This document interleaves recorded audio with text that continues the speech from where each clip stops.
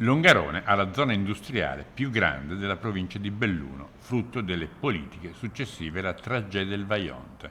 Un'economia fatta però anche di artigianato e commercio, quella del paese, su cui le conseguenze della pandemia sembrano essere più significative.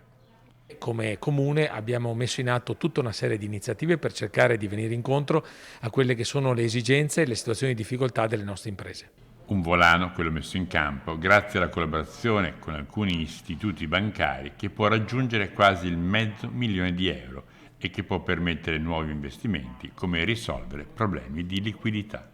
Noi per quanto riguarda la disponibilità di liquidità e anche per spese di investimento abbiamo messo insieme questo progetto insieme alla Confidi, al Consorzio Garanzie Venete